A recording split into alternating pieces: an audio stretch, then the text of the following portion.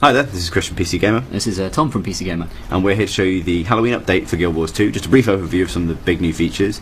This is the very pumpkin-themed information tent near Shaymore. Magical pumpkin information tent. Indeed.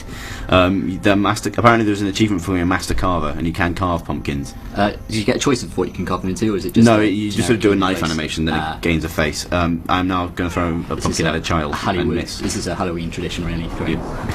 Throwing really things at children is... Are you... What? What's happening? I'm a ghost now, Tom. You're a ghost, okay. I have died and I'm a ghost. Or at least a crap ghost. This is one of the new kind of costumes. There's lots of different ways of getting a costume. I got this from drinking a potion, and you'll see on the bottom it's given me a whole set of new fighting abilities. We should say this is the redesigned Lion's Arch. Looks utterly different. Oh, the floating candles. Yeah, it has a candy golem. Of course. Yeah, indeed. It's best to just go with it. Yeah, I think so. Largely. There's proper new events, and there'll be a big new event chain that we're not going to show very much of because Arena don't want us to spoil it. Involving the Mad King, who's Guild Wars' traditional Halloween villain. Yeah. That's the crumbly lion of Halloween. Look what they've done to Aslan. I know. just not right. But one of these new questions starts with this Magister in Lion's Arch, who gives you the kit you need to track out sort of anomalies in the environment. Okay.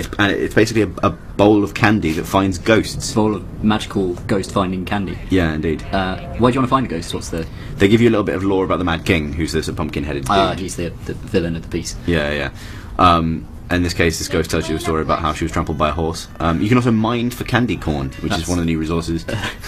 It's not hygienic, is it? Yeah. No, this is... don't recommend eating sweets you find in the wild, but you can spend candy corn on some new stuff, and obviously you could transmute these looks onto your existing items. Okay. I really like this next one, which is a short bow that is also a spider.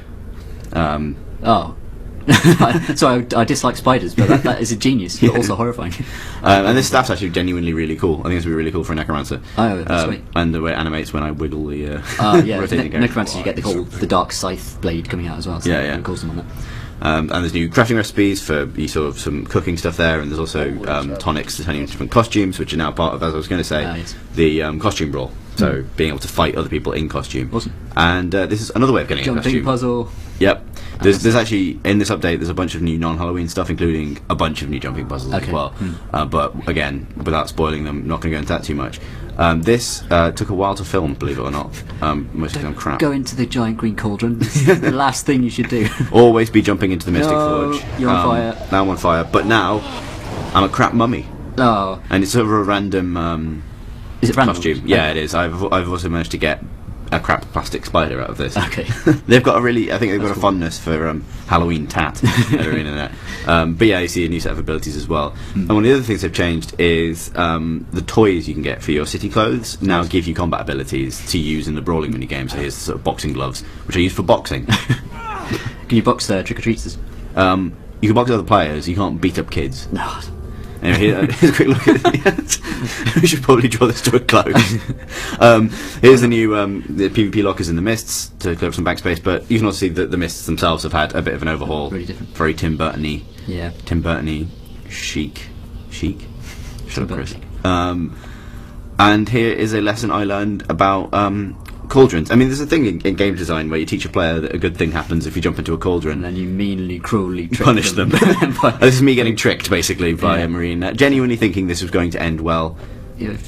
No, now I'm on fire. You caught fire before, but you turned into something beautiful. Now you're just... Well, it wasn't beautiful. You weren't dead, at least. Sad. You also notice all my clothes have fallen off. I'm not sure why that happened. This is on the dev server, and good. I died in lava. Anyway, thanks for watching. Halloween update goes live tonight if you're watching this on Monday, and check back or subscribe for more videos for PC Gamer.